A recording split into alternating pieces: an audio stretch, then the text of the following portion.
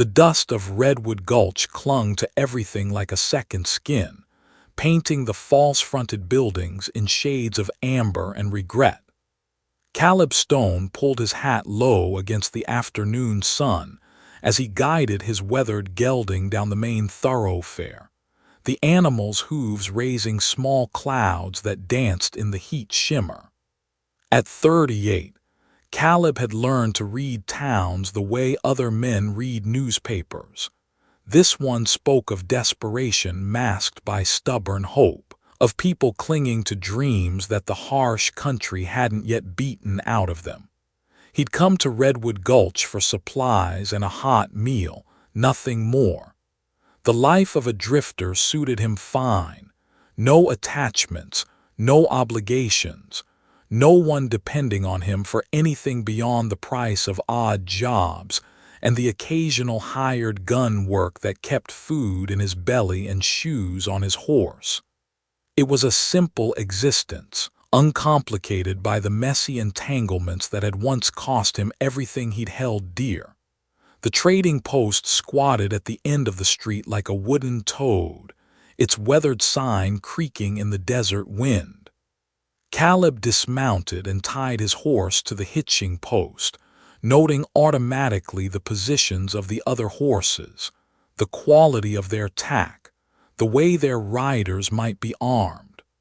Old habits from his days wearing a badge, habits that had kept him alive when younger, more careless men had found early graves. He was reaching for the trading post door when he heard it, a sound so soft it might have been mistaken for the whisper of wind through the eaves. But Caleb's ears had been trained by years of listening for trouble, and this sound carried a note of human fear that made his hand pause on the door handle. Behind the building, partially concealed by a stack of grain sacks and coils of rope, something moved. Caleb's hand drifted instinctively toward his colt as he stepped around the corner, his boots silent on the packed earth. She was small, no more than 16 by his estimation, crouched behind the largest sack like a wild thing caught in the open. Her black hair hung in tangled waves around a face that bore the delicate features of Chinese heritage, but her dark eyes held a terror so profound it seemed to reach right through him. Her clothes, a simple blue dress that had once been fine, were torn and stained with travel, and her bare feet were cut and bleeding. "Easy there, miss," Caleb said softly, the same tone he might use with a spooked horse. "Nobody's going to hurt you." The girl's eyes darted past him toward the street, as if expecting pursuit. When she tried to press herself deeper into her inadequate hiding place, Caleb saw the rope burns on her wrists, the bruises on her arms that spoke of rough handling. His jaw tightened as pieces of an ugly picture began forming in his mind. "You speak English?" he asked. She nodded once, a movement so slight he almost missed it. When she spoke, her voice was barely a whisper, heavily accented but understandable. "Please. He come back soon, you go now." Before Caleb could ask who he was, the sound of approaching boots echoed from around the building. The girl's eyes went wide with panic, and she shrank further back among the sacks. Caleb stepped protectively in front of her, his hand now resting openly on his gun butt. Deputy Rhodes appeared first, a man whose star seemed to weigh heavily on his narrow chest. Behind him came another man, tall and lean with the kind of pale eyes that never seemed to blink. This second man moved with predatory grace, and when he smiled at seeing Caleb, there was no warmth in the expression. "Afternoon, stranger," Rhodes said, touching the brim of his hat. "You wouldn't happen to have seen a Chinese girl around here, would you? About, yeah, high dark hair."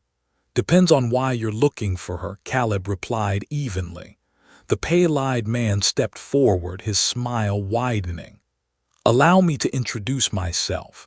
Marcus Tanaka, The girl is my ward, my responsibility. She's disturbed, you might say, prone to wandering off making up stories. Her mind was damaged when I rescued her from some rather unpleasant circumstances. There was something in Tanaka's tone that made Caleb's skin crawl, a smoothness that didn't match the coldness in his eyes. He glanced down at the girl, who had gone rigid with fear at the sound of the man's voice. "She seems scared of you," Caleb observed. Rhodes shifted uncomfortably. "Now look here, Mr. Tanaka saved that girl from a fate worse than death. She owes him a considerable debt for his kindness. I can't just what?" Caleb's voice carried a warning edge. "Help a frightened child." Tanaka's smile faltered slightly. "I'm afraid there's been a misunderstanding. The girl is legally bound to me until her debt is repaid. She stole money from my establishment, you see. Rather a lot of money." "How much?" The question came out before Caleb could stop himself. $800, Tanaka said smoothly, "plus interest and the cost of room and board while I've been caring for her." It was an outrageous sum, more money than most people in the territory saw in a year. Caleb felt anger building in his chest, the cold, controlled anger that had once made him dangerous with a badge on his chest. "That's quite a debt for someone so young," he said. "Yes, well, the Chinese do have expensive tastes," Tanaka replied, his tone growing sharper. "But I'm prepared to be reasonable. If someone were willing to assume her debt, pay what she owes, I might be persuaded to transfer her indenture." Caleb understood the game now. Tanaka was testing him, seeing if this stranger might be foolish enough to pay an impossible sum for a girl who probably owed nothing at all. It was a variation of the Badger game, dressed up in legal language and backed by a corrupt deputy. "I'll need some time to consider it," Caleb said. Tanaka's pale eyes glittered with satisfaction. "Of course, but not too much time, I'm afraid. The girl has caused me considerable trouble and my patience is not unlimited." After the two men left, Caleb helped the girl to her feet. Up close, he could see she was even younger than he'd first thought, her face still bearing the soft roundness of childhood despite the fear and exhaustion that aged her eyes. "What's your name?" he asked gently. "Enlai," she whispered. "Well, Enlai, I think we need to get you somewhere safe while I figure out what to do about Mr. Tanaka." He led her to the Redwood Gulch guest house, a modest establishment run by a woman whose reputation for decency was known throughout the territory.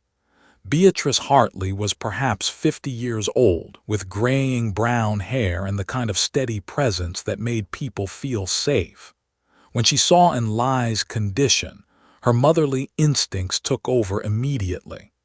"My word," she breathed, taking in the girl's torn clothes and frightened demeanor. "What happened to this poor child?" "That's what I'm trying to find out," Caleb said. "Mrs. Hartley, what do you know about Marcus Tanaka?" The older woman's face darkened. "Enough to know that decent people don't have dealings with him. He runs several businesses in town, all of them skirting the edges of what's legal." "What kind of businesses?" Mrs. Hartley glanced at Enlai, who had curled up in a chair by the window, her eyes still watching the street for signs of pursuit. "Perhaps we should discuss this privately," she suggested. They moved to the kitchen, where Mrs. Hartley poured coffee with hands that trembled slightly with anger. "Marcus Tanaka didn't rescue this girl, Mr. Stone. He bought her." The words hit Caleb like a physical blow. "Bought her?" "From a wagon train that came through 3 months ago. The leader was a man named Fletcher, a hard case who specialized in transporting what he called special cargo. Children mostly. Chinese, Mexican, sometimes Indian. All of them supposedly rescued from various circumstances, all of them carrying debts that could never be repaid. Caleb felt sick. He'd heard rumors of such things, whispered stories of human trafficking that most people preferred to ignore. But to see it here in this small desert town made it real in a way that twisted his stomach. Why hasn't anyone stopped him? Mrs. Hartley's laugh was bitter. Who's going to stop him? Deputy Rhodes is on his payroll, along with half the town council. The territorial authorities are too far away to care about what happens to Chinese children, and most of the decent folks are too afraid to speak up. But you know about it. I know about it because 3 weeks ago, this girl showed up at my back door in the middle of the night. She'd escaped from Tanaka's compound by starting a fire that destroyed his office. She was clutching a bundle of papers, records of his operation, lists of names and payments. Where are those papers now? Hidden where Tanaka will never find them. That girl is braver than most grown men, Mr. Stone. She risked everything to expose what was happening to her and others like her. They were interrupted by the sound of heavy boots on the front porch. Mrs. Hartley paled, and Caleb's hand moved to his gun. Through the window they could see Tanaka approaching with 2 other men, hard-faced types who carried themselves like professional gunmen. "Stay with the girl," Caleb ordered, moving toward the front door. He met them on the porch, his presence filling the doorway. Tanaka's smile was gone now, replaced by cold calculation. "I've come for my property," Naka said. "I don't see any property here," Caleb replied. "Just a scared child who needs protection. The girl belongs to me legally and binding. I have papers. Forged papers don't count for much where I come from." Tanaka's eyes narrowed. "And where exactly do you come from, Mr. Stone?" Caleb Stone. One of Tanaka's gunmen shifted nervously. The name meant something to him, apparently. Tanaka noticed the reaction and his expression grew more cautious. "Well, Mr. Stone, regardless of your reputation, the law is the law. Deputy Rhodes will be here shortly with a warrant for the girl's return." "Rhodes is a bought man," Caleb said flatly. "His warrant won't be worth the paper it's written on. Perhaps, but he's still wearing a badge and you're not." The words stung because they were true. Caleb had worn a badge once, had believed in law and justice and the power of good men to make a difference. But that belief had died along with his wife and daughter, victims of men not unlike Marcus Tanaka. "Maybe I should mention," Caleb said conversationally, "that I used to be a U.S. Marshal. Still have friends in Santa Fe who might be interested in hearing about human trafficking operations in their territory." For the first time, Tanaka looked genuinely worried. Federal authorities were a different matter than local corruption. They had resources and jurisdiction that couldn't be bought or intimidated. "You're bluffing," Tanaka said, but uncertainty had crept into his voice. "Am I? You willing to bet your operation on that?" The standoff stretched for long moments, tension crackling between the men like heat lightning. Finally, Tanaka stepped back, his pale eyes promising future retribution. "This isn't over, Stone. The girl belongs to me, and I will have her back. We'll see about that." After they left, Caleb found Mrs. Hartley and Lai huddled in the kitchen. The older woman's face was pale but determined, while the girl looked ready to run at the first sign of trouble. "They'll be back," Mrs. Hartley said. "Tanaka won't give up easily." "I know. That's why we need those papers and Lai took. If they contain what you think they do, they might be enough to bring down his whole operation." And Lai spoke up for the first time since they'd returned to the guest house. "Papers safe. I hide good place. But many bad men work for Tanaka. They hurt people who help me. They'll have to get through me first," Caleb said grimly. It was a promise he hoped he could keep. But as the afternoon wore on and shadows began lengthening across Redwood Gulch, he found himself wondering if he'd bitten off more than he could chew. Tanaka had money, influence, and armed men at his disposal. All Caleb had was a worn Colt and the fading authority of a badge he no longer wore. The attack came at sunset, just as the last light was fading from the desert sky. Caleb heard them before he saw them, the sound of boots on gravel, the whisper of weapons being drawn. He positioned himself by the front window, and through the curtains he could see at least a dozen men surrounding the guest house. "Mrs. Hartley," he called softly, "take and lie to the back room and barricade the door. What about you?